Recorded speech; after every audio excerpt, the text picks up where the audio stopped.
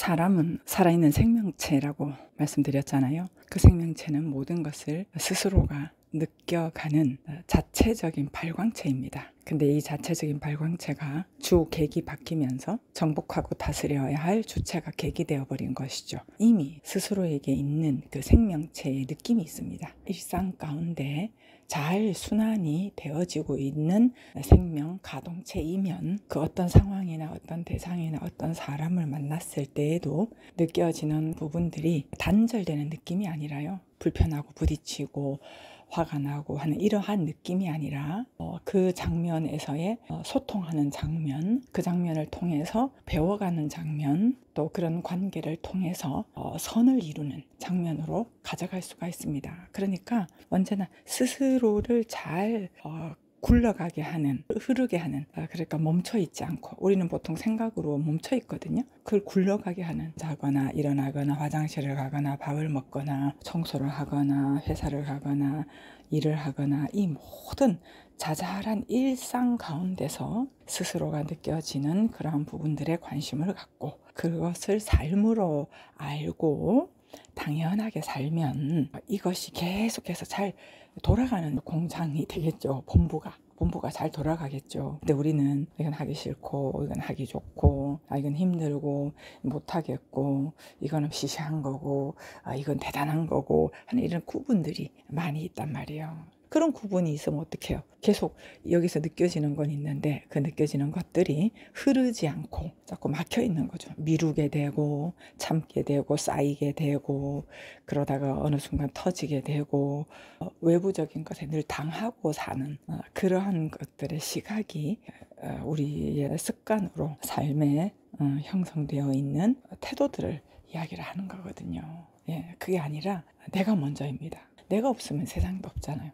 그럼 나라고 하는 존재는 어떤 존재냐? 지금까지 내가 살아왔던 성격, 습관, 내가 알고 있는 어떤 지식들, 이런 게 아니라 그런 것들은 보이고 나타나고 드러난 이 세상에서 만들어진 거예요. 근데 우리의 원래 존재, 그 하나님의 나라라고 하는 건 보이는 것들은 보이지 않는 것들로 말미암음이라고 이야기를 했잖아요. 그렇다면은 내가 살면서 경험하면서 체득한 그러한 부분들이 아니라 그런 것들을 우리가 삶을 살기에 편리한 쪽으로 만들어 오긴 했어요. 근데 그런 것들로만 살기에는 우리 너무 크단 말이죠. 병아리가 아니라 독수리란 말이죠. 우리가 모든 장면에서도 살 수 있는 존재란 말이죠. 어떤 것에도 감사할 수 있는 존재란 말이죠. 어떤 것도 해낼 수 있는 존재란 말이죠.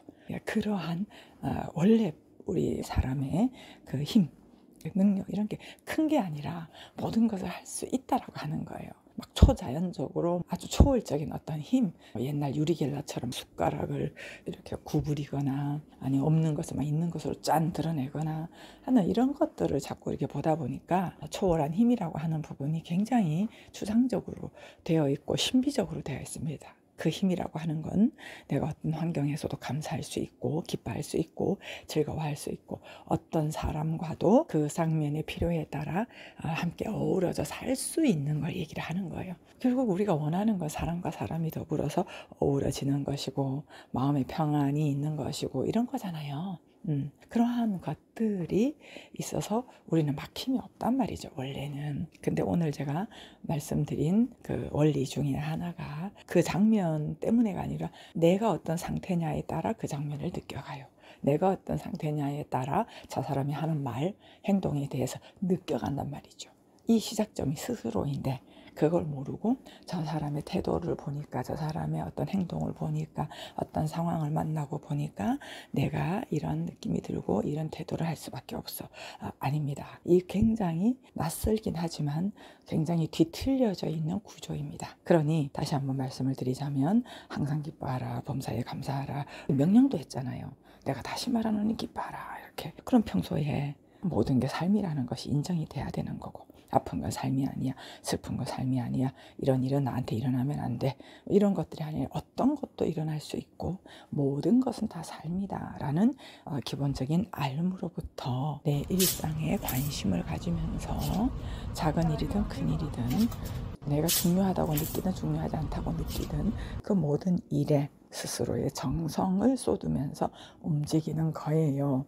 그러면은 우리 삶의 우선순위가 잡히는 것이지 더 중요하다, 더 중요하지 않다라는 개념들은 없습니다. 지금 내가 먼저 할 거냐, 나중에 할 거냐라는 것들이 설 뿐이죠. 이 이야기는 내가 하는 모든 것들은 소중하기 때문에 그렇습니다. 왜요? 내가 소중하잖아요. 성경 전반에서 하는 이야기는 바로 그 얘기잖아요. 내가 소중한 거, 너가 소중하다, 너 자체로 괜찮다. 거기로부터 내가 움직여지는 것들을 살 때는 모든 게 괜찮은 거거든요. 단지 이 장면에서 필요한 거, 필요하지 않은 거, 나중에 필요한 거, 이런 부분들이 서열이 매겨질 뿐이지 모든 것들은 다 소중합니다. 이렇게 우리가 스스로의 소중함을 알고 일상에서 삶을 살 때 그게 영광인 거예요. 영광, 하나님의 모습이 드러나는 거죠. 하나님의 모습은요, 사랑이고 하나님의 모습은 힘이고 언제나 살아있고 언제나 어우러지고 이런 것들, 언제나 악인과 선인에게 태양을 계속 내리쬐주고 비도 구분하지 않잖아요. 전체가 그냥 그대로 내리는 거예요. 이러한 그 일방적인 사랑, 그 사랑이다라고 하는 건 우리가 알고 있는 어떤 그런 사랑, 감정적인 사랑 이런 거는 너무 제한적입니다. 부분적입니다. 사랑이다라고 하는 건 어떤 것도 구분 없이 살 수 있는 걸 말하는 거예요. 그런 기본적인 태도, 그 기본적인 태도로부터 어떤 거는 거절을 할 수도 있고 어떤 것을 적극적으로 수용할 수도 있고 거절한다고 사랑이 아닌 건 아니거든요. 이러한 기본적인 태도를 이야기를 하는 거예요. 속에서 느껴가는 느낌들, 이런 것들이 우리가 모든 상황에 내 삶의 전반에 흘러나올 때 그게 바로 이제 영으로 사는 사람이다. 그 영으로 살려고 하면 그리스도께서 하셨던 그 진리의 말씀, 그 말씀을 우리가 원리적으로, 진리적으로, 관계적으로가 아니라 육적으로가 아니라 도덕적으로가 아니라 진정 그 하나님 나라의 방식으로 알고 이해하고 삶을 사는 거, 그럴 때 우리는 삶에서 주체가 세워질 수 있습니다. 다시 말씀드립니다.